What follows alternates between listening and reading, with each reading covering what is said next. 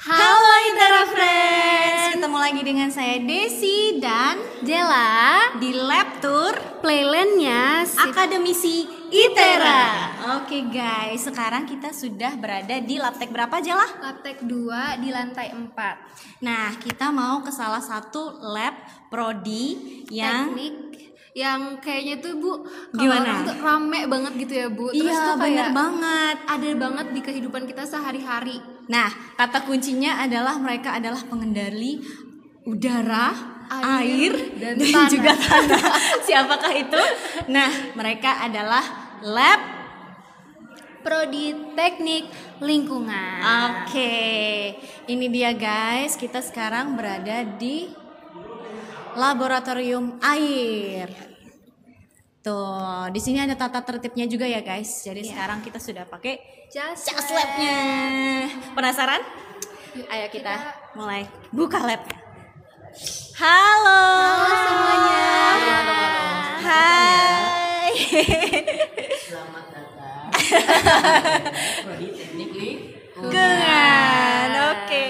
Boleh Oke. diperkenalkan dulu Boleh pegang apa enggak? Boleh, Oke. silakan.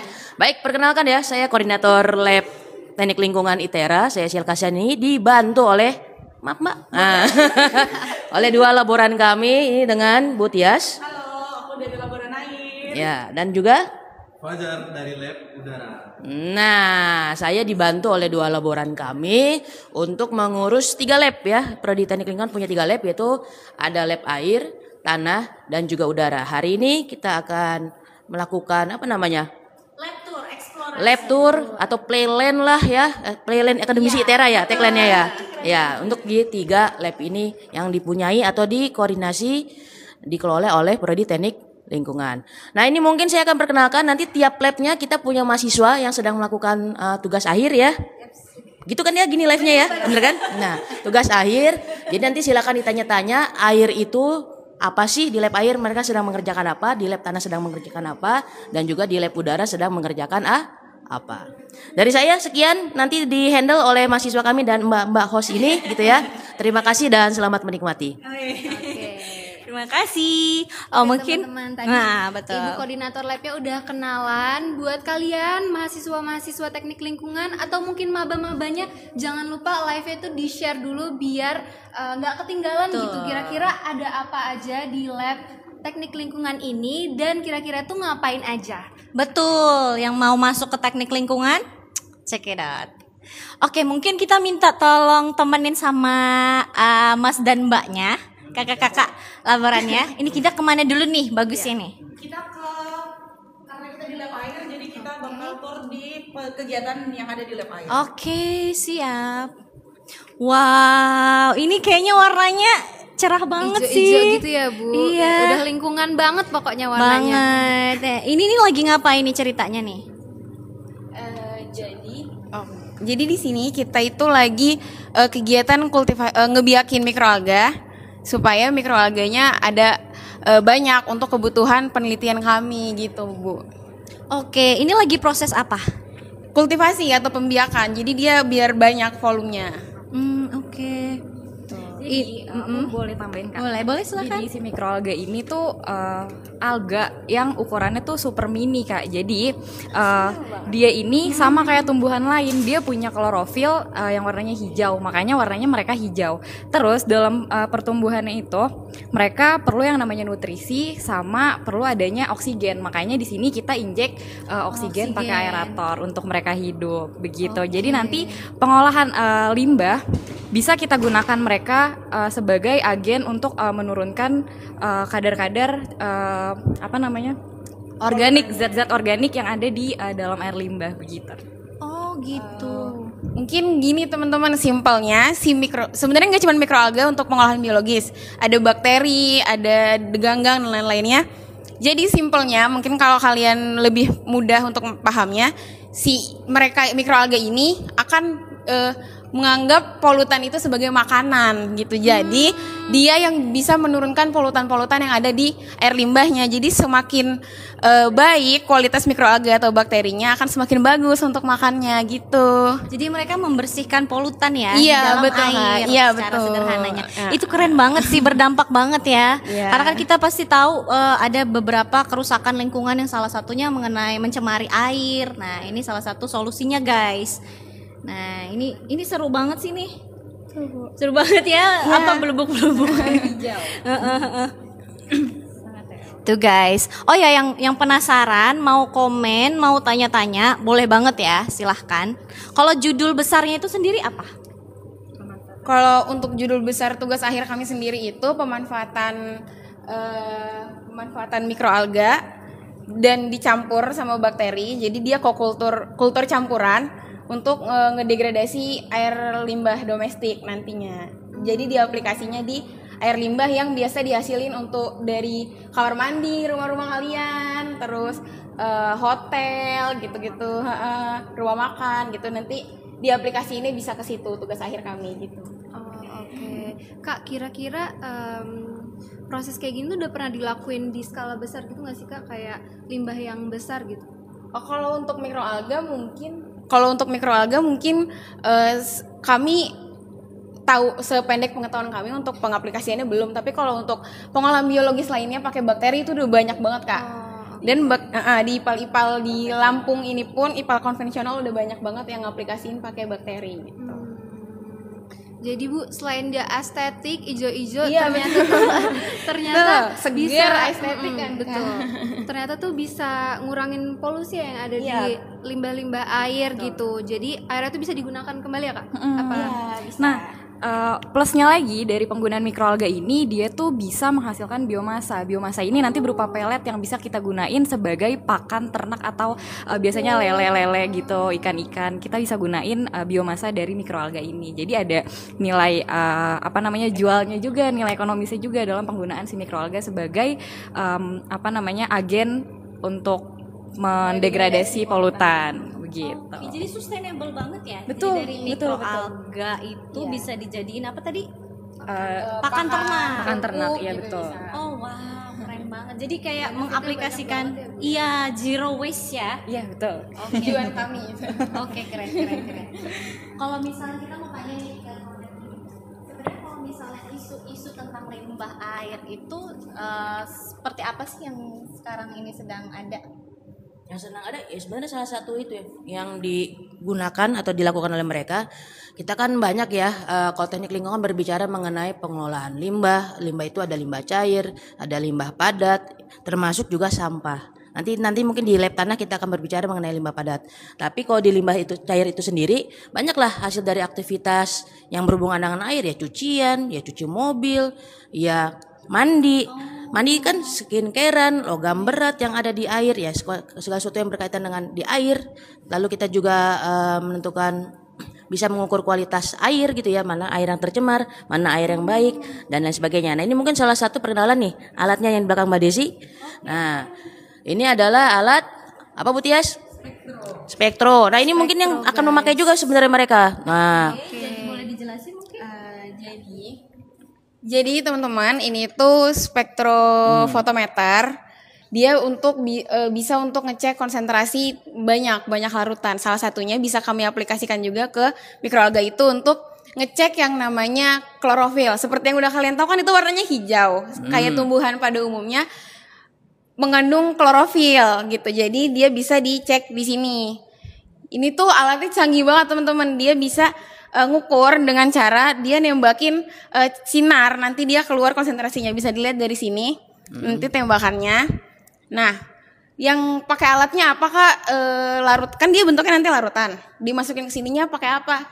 Nah ini kuvet. Ini namanya kuvet, barang kecil ini nanti kita masukin sampelnya, terus kita masukin ke sini, baru kita tembak sinarnya mau berapa panjang gelombangnya gitu. Dan ini termasuk alat yang paling laku Ya, di Prodi betul. Teknik Lingkungan. Banyak yang menggunakan pelayanan kami lintas prodi, lintas fakultas. Ya. Oke, satu lagi mungkin ya tadi ini apa sih nih? Ini kan sebenarnya tadi mau kami tiup itu kan ya. Ini adalah perahu. Sebenarnya kami punya perahu ini untuk pengambilan sampel di air. Nanti menggunakan alat gitu ya. Mungkin belum di apa namanya disiapkan. Nah, ini kita akan meniup perahunya pakai apa nih namanya? Pelampung ya? Pelampung. Nah, kita gali-gali lah tuh ke sungai, ke danau untuk mengambil sampel air baru kita ukur kualitas airnya di lab air. Gitu. Mungkin dari lab air segitu ya. Oke. Boleh pindah nggak? Oke, boleh. Silahkan. Atau mau di sini dulu? Sebelumnya ada yang tanya nih, Bu. Oke. Ada yang tanya tadi kan kakaknya sebut biomasa kan. Boleh dijelasin nggak Kak, biomasa itu apa? Soalnya ada yang nanya gitu. Nah, biomasa. Penelitian kalian. Jadi mungkin biomasa itu simpelnya adalah produk samping yang bisa digunakan kembali. Jadi hasil dari pengolahan kami itu ada produk samping yang bisa digunakan lagi untuk di bidang-bidang lain seperti kayak tadi yang udah disebutin pupuk dan lain-lainnya, itu yang disebut sebagai biomasa gitu. Mungkin mau ditambahin sama teman saya? Jadi mungkin kalau gambaran mungkin teman-teman di sini belum kepikiran gambaran biomasa tuh kayak apa sih Kak. Jadi nanti pengolahan menggunakan mikroalga ini kan tadi menghasilkan produk samping. Produk sampingnya itu nanti berupa endapan teman-teman. Endapan ini bisa kita gunakan nanti akan kita saring dan kita keringkan. Itu yang namanya biomasa. Biomasa itu nanti bisa digunakan sebagai tadi biofuel, terus ada pupuk dan bisa juga dijadikan sebagai pakan ternak begitu teman-teman. Keren banget kakak-kakak ini. Kapan lagi guys bisa tahu kenal istilah-istilah dalam teknik lingkungan kalau nggak langsung diajarin langsung sama yang di bidangnya. Oke, sekarang mungkin kita ke elemen selanjutnya, elemen tanah. Oke. Wah, luas banget ya Kak. Iya, di sini. ternyata banyak banget loh keilmuannya di teknik lingkungan ini. Kita bisa milih. Wah, kita langsung disambut sama rumus-rumus di papan tulis ini. Beda bau dan beda hawa. Iya, beda banget vibes-nya. Nah, mungkin ini adalah lab tanah gitu ya. Sorry, kembali Mbak. Lab. Oke. Oke. Ini mungkin lanjutan yang tadi, ini kita memang alat kan dipisah-pisah karena sebenarnya lab air tanah udara juga melayani ini pendidikan praktikum. Biasanya kita praktikum menggunakan lab air, makanya agak lowong kan ya. Nah, ini dua lab ini biasanya khusus untuk penelitian mahasiswa tugas akhir. Nah, topik-topik teknik lingkungan biasanya kerjanya antara di lab tanah atau di lab udara. Kalau lab air biasanya kita khususkan untuk pelayanan pendidikan yaitu praktikum. Gitu, makanya agak lowong kan. Nah, gitu. Nah, mungkin ini lanjutannya siapa nih, kerjaan siapa? Tolong. Lanjutkan penjelasannya, jangan separuh-separuh. Nih, pegang. Oke. Coba Kak, jelasin lagi Kak, kira-kira apa nih? Ini alat apa namanya? Oke, jadi teman-teman ini masih dalam pengolahan air limbah. Jadi, kalau yang bisa sama-sama kita lihat di sini, ini adalah satu contoh air kotor kita hari ini. Jadi, air ini di dalam teknik lingkungan itu bisa kita rubah jadi air yang bersih lagi, teman-teman.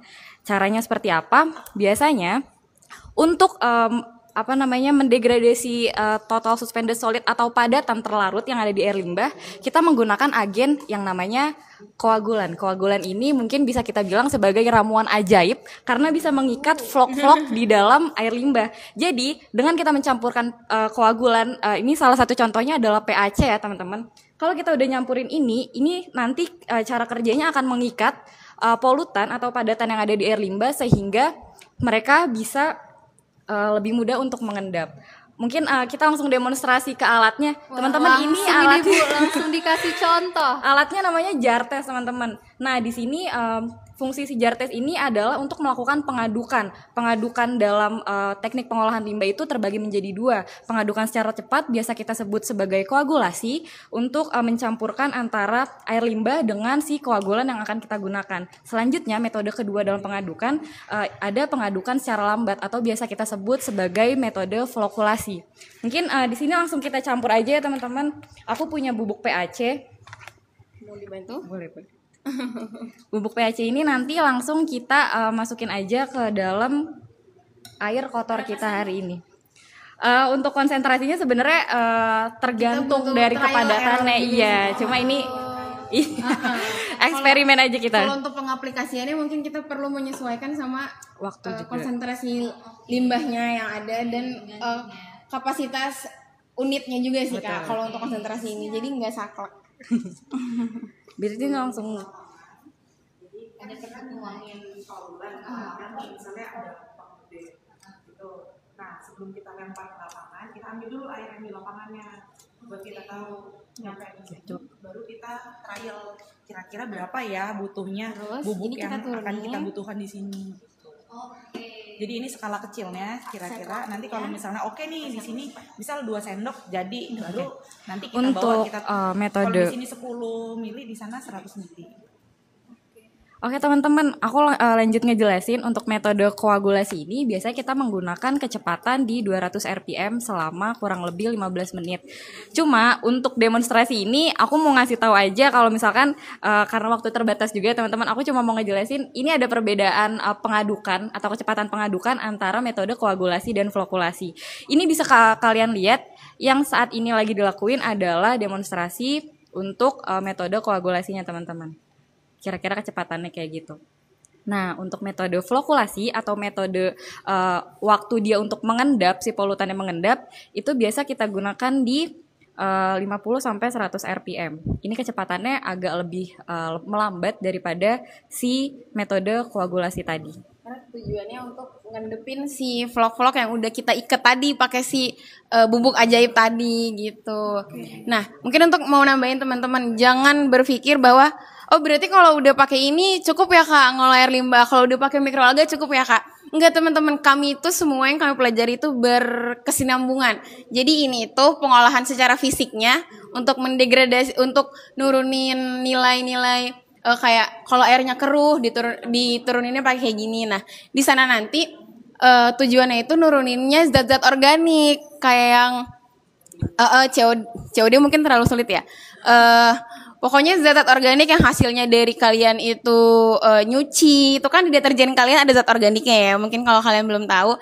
Jadi semuanya ini pengolahan air limbah itu berkesinambungan. Jadi jangan beranggapan bahwa kalau ini aja cukup atau yang berarti pakai bakteri atau mikroalga cukup dong Kak. Enggak, kita butuh semuanya. Makanya kita pelajarin semuanya. Kalau kalian mau tahu lebih lanjut lagi, masuk ke teknik lingkungan ya.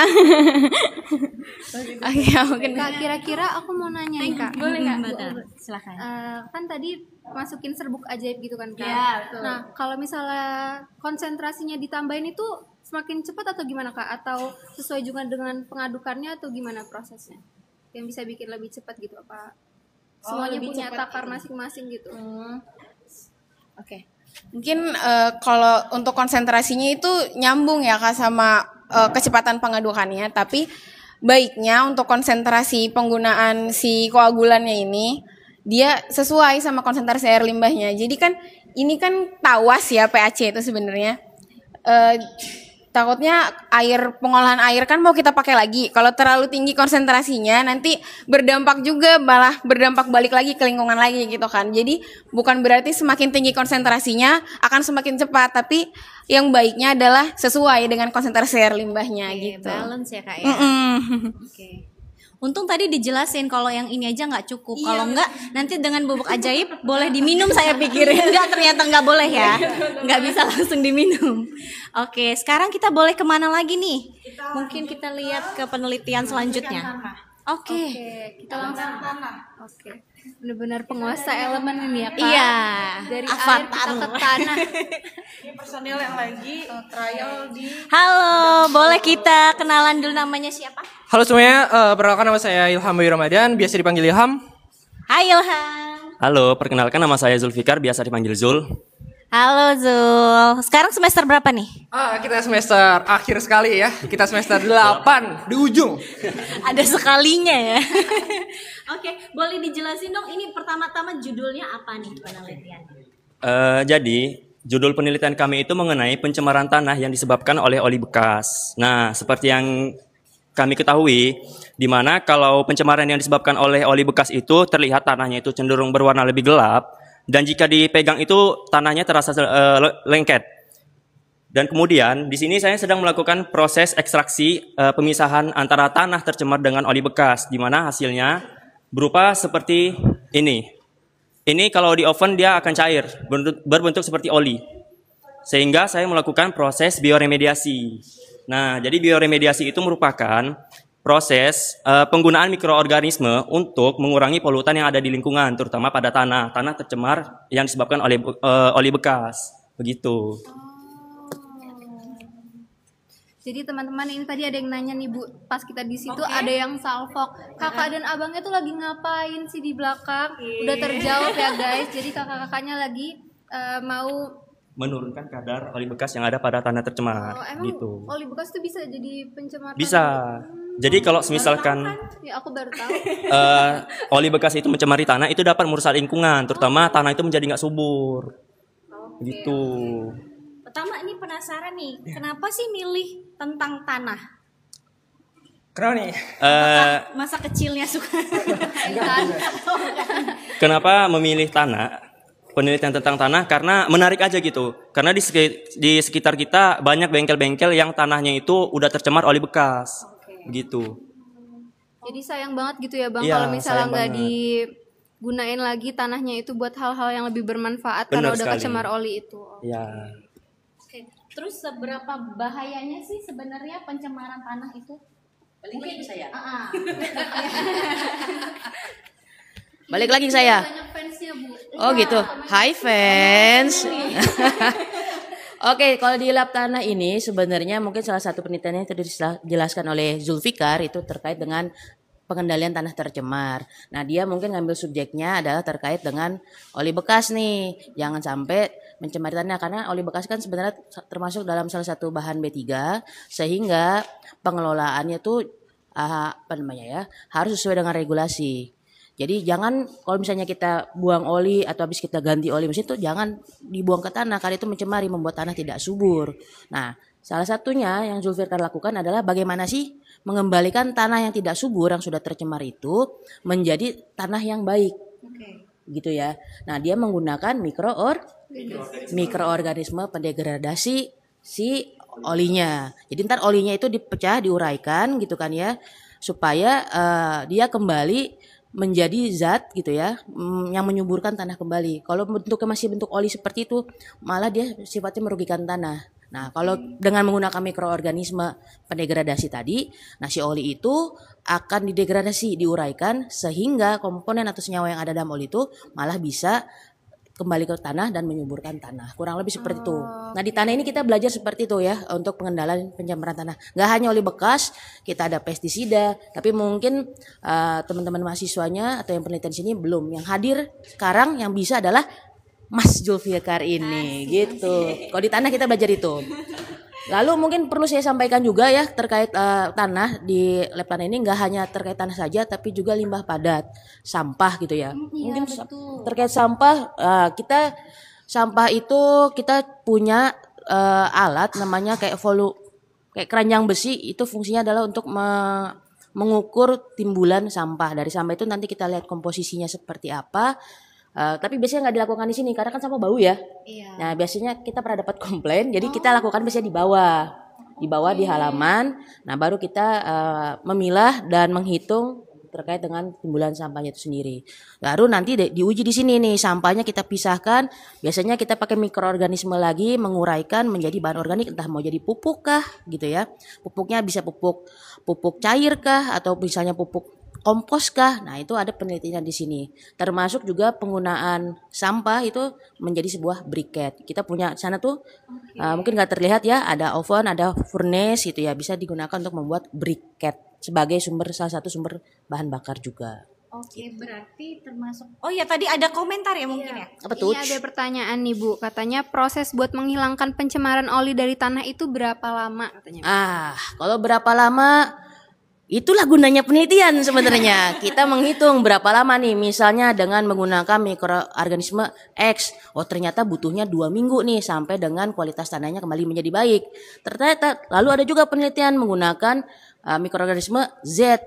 Butuh waktunya sekian. Nah, bisa aja kita bikin konsorsium atau kita gabungkan tuh mix. Mana tahu lebih cepat. Nah, itu gunanya penelitian. Sebenarnya kalau berapa lamanya tergantung pada metode yang digunakan juga. Nah, itu makanya kita perlu penelitian dan perlu lab untuk meneliti, untuk mengetahui mana sih yang paling optimal, mana sih yang paling baik untuk kita gunakan dalam memperbaiki kualitas tanah. Gitu loh. Mudah-mudahan bisa dimengerti ya, jangan nggak terlalu teknis kan aku ya. Nah. Mungkin satu lagi nih Bu, ini pada nanya outputnya, olinya tadi itu bisa daur ulang nggak sih Bu? Bisa dipakai lagi nggak katanya gitu? Tergantung ya. Biasanya memang kalau kamu perhatikan atau kalian perhatikan, oli itu biasanya dikumpulkan, lalu nanti ada perusahaan tersendiri yang mendaur ulang atau merecycle. Itu bisa dilakukan dengan metode-metode tertentu. Bisa. Tapi yang jadi permasalahan adalah bagaimana kita mengelola olinya tuh jangan dibuang sembarangan, harus dikumpulkan lalu kita serahkan pada pihak yang memang memiliki kemampuan untuk mengolah. Jawabannya adalah bisa di-recycle. Gitu. Ternyata bisa ya guys, Bisa di-recycle lagi olinya, jadi nggak buang-buang oli. Oke, berarti termasuk dalam bidangnya teknik lingkungan ini juga untuk mengubah sampah itu ya? Betul.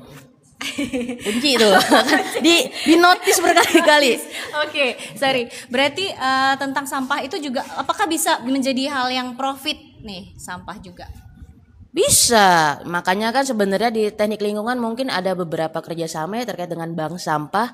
Kemarin itu kalau nggak salah satu program prodi kami melakukan bina desa di daerah Lampung Selatan di Desa Purwodadi. Nah kita salah satu menginisiasi gitu ya terkait dengan bank sampahnya. Ini lanjutan dari program KKN salah satu mahasiswa kami nih. Lalu dilanjutkan oleh prodi dan kita melakukan sosialisasi terkait pemilahan dan juga bank sampah di sana. Itu salah satu bagian dari program prodi yang bersama dengan himpunan mahasiswa juga kita melakukan binaan ke desa di salah satu desa di Lampung Selatan. Itu sudah.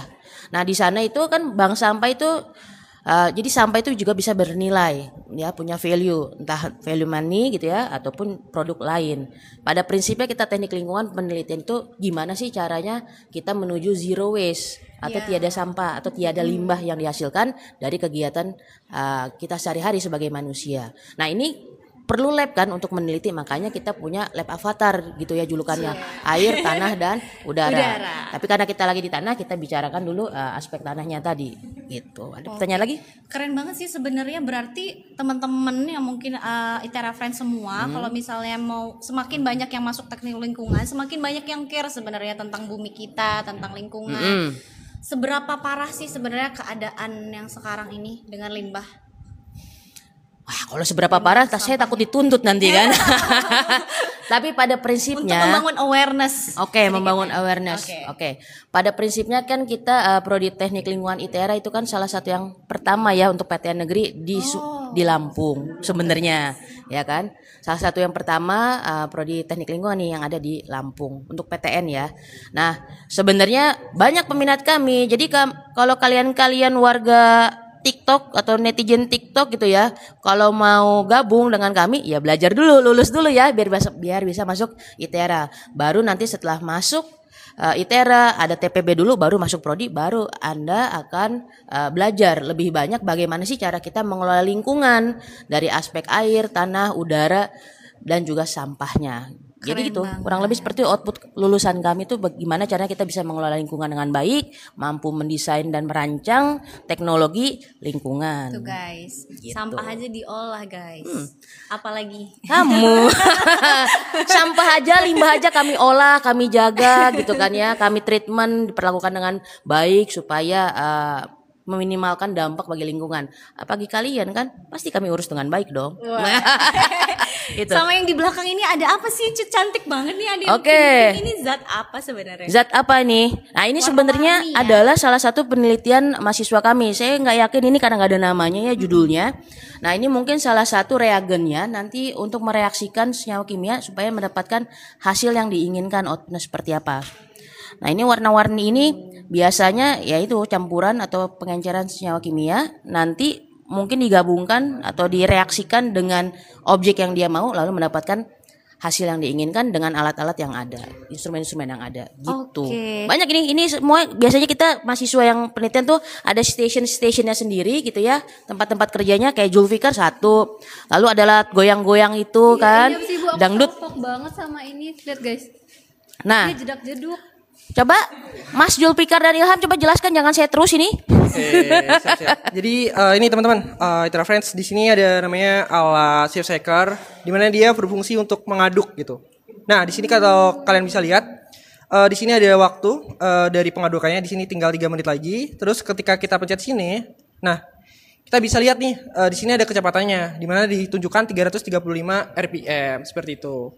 Ini tergantung kebutuhan sih, butuhnya berapa gitu. Jadi tergantung si penelitinya mau seperti apa. Kurang lebih seperti itu untuk alat si safe shakernya. Oke, berarti alat pengaduk itu ada lumayan beberapa jenis ya. Yang tadi kan juga mengadukan ya? Iya. Oke. Jadi ada banyak jenis sih. Kalau di sini kita lebih ke guncangan, terus di situ tadi kan pakai ada yang kayak baling-balingnya, itu namanya pedalnya. Terus ada juga biasanya kita menggunakan magnetic stinger. Jadi kayak semacam magnet di dalam Allen Meyer atau enggak di bagian breaker glass. Cuma dia menggunakan hot plate seperti itu. Mungkin di sini nggak ada ya. Jadi kita cuma ada safe shaker untuk yang penelitian ini. Oke, sekarang mau tanya dong, di belakang ini siapa yang bertanggung jawab atas rumus-rumus yang menjelimet ini? Waduh. Siapa ini? Siapa pelakunya? Ayo, mana ya? ngaku. Siapa ini, apa sebenarnya? Ini katanya beberapa orang sih yang... Jadi aku jawab ya Kak. Oke. Jadi ini semua 4 papan tulis itu adalah resep rahasia dari nutrisi mikroalga yang tadi udah kita sebutin tadi. Jadi kalau misalkan teman-teman mau tahu di sini, ini tuh adalah gimana cara kerja kita untuk memaintain si mikroalganya biar dia sampai ke volume yang kita inginkan. Jadi untuk bikin makanannya kita punya komposisinya sendiri. Ini nama makanannya, makanan kesukaan mikroalga kita namanya adalah BG11, media BG11. Mungkin bisa dilihat di sini guys. Kalau kalian mau coba Eksperimen ya, kalau kalian mau belajar ngebiakin mikroalga pakai media BG11 bisa dicatat, ini bisa di screenshot. Ini adalah resep untuk makanan mikroalga ya. Terus ya mungkin sepanjang ini metode kerja kita aja sih Kak. Tuh untuk bikin kerja pakai si spektro tadi kita tulis di sini biar semua. Betul. Itu berapa bulan? Aduh. Ini udah 1 tahun. Iya Kak, benar. Udah ulang tahun Kak mikroalga kita ini. Berarti guys, ini memang bukan gimmick ya guys. Ini bukan sengaja ditulis demi live hari ini, bukan. Tapi memang ini ada di sini gitu loh, dikerjain sama kakak-kakak yang lagi penelitian di sini. Keren banget. Banyak banget ya Kak, ada 1, 2, 3, 4. Lihat Itera Friends. Metode kerjanya aja tuh sepanjang ini setahunan. Kalau 2 tahun nambah lagi ya Kak? Bisa jadi. Tembok nanti ketulis semua Kak. Jadi kebayang kan situasi vibes atmosfernya mereka di sini tuh. Dan biasanya kalau di lab itu sampai dari jam berapa sampai jam berapa? Dari Jam 8 pagi. 8 pagi Kak, sampai jam 4 sore. Oh, setiap hari atau Setiap hari kami. Siap-siap. Ya, bahkan weekend juga kadang kami ke lab juga buka. Oh, luar biasa, terima kasih yang mau buka lab. Oke, mungkin abis ini kita kemana lagi nih Mbak Mas? Ke udara. Guys, kita akan Ke elemen selanjutnya. Thank you, makasih Semuanya.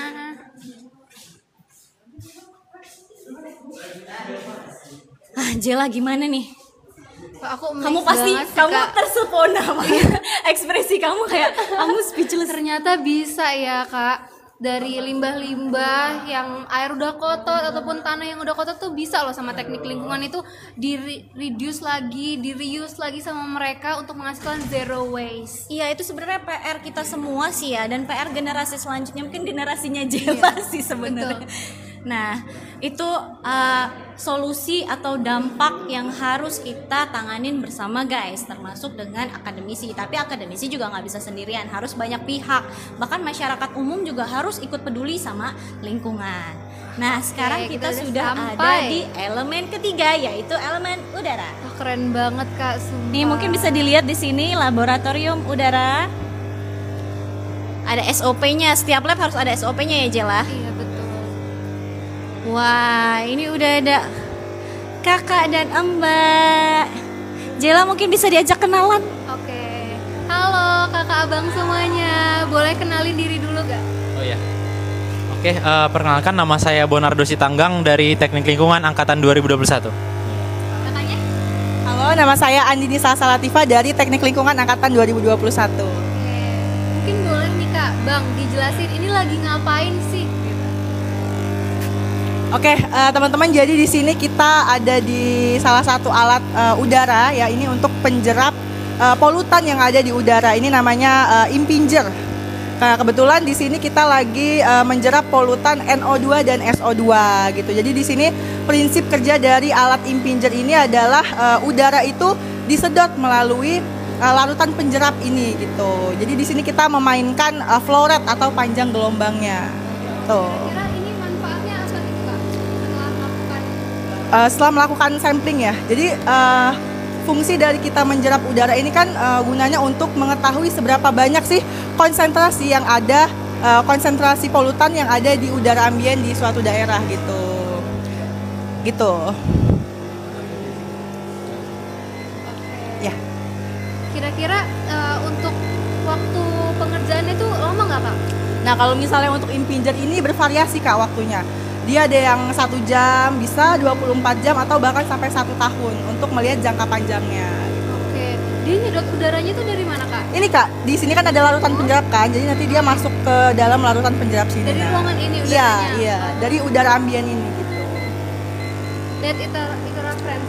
Jadi tadi nggak cuman polusi tanah ataupun air, tapi udara juga teknik lingkungan itu bisa guys. Oke, mungkin kira-kira ada apa lagi tuh Kak yang menarik di lab? Oke, bisa kita lanjut ke teman saya ya. Oke baik, kalau di sini kan tadi kita berbicara soal gas, mungkin boleh dimatiin dulu aja. Nah, di sini kita berbicara soal gas, kalau di sini kita berbicara soal padatan atau partikulat. Nah, partikulat itu berarti sesuatu yang bisa kita lihat seperti debu, contohnya. Nah, di sini untuk alatnya ini ada untuk TSP, lalu ini untuk PM10 dan ini ada untuk PM2,5. Nah, untuk TSP ini dia untuk ukuran partikelnya itu di bawah 100 mikrometer. Nah, untuk PM10 itu dia ukuran partikelnya itu adalah lebih kecil atau sama dengan 10 mikrometer, dan untuk PM2,5 itu lebih kecil atau sama dengan ya 2,5 mikrometer. Nah, sebelum kita berbicara ke alatnya, kenapa sebenarnya kita harus menggunakan alat ini atau apa sih dampaknya ke tubuh kita untuk si partikel-partikel tadi? Kalau untuk PM10 ini itu bisa masuk sampai ke bronchiolus di paru-paru kita. Dan itu sangat berbahaya tentunya. Ya betul sekali. Dan untuk si PM2,5 lebih dalam lagi ke alveolus yang dimana itu tempat pertukaran udara di dalam paru-paru kita. Seperti itu. Nah, jadi untuk alat ini memang sangat kita butuhkan, terkhusus untuk teman-teman teknik lingkungan atau mungkin dari luar yang ingin mengambil tugas akhir barangkali tentang partikel kecil yang ada di dalam udara seperti itu.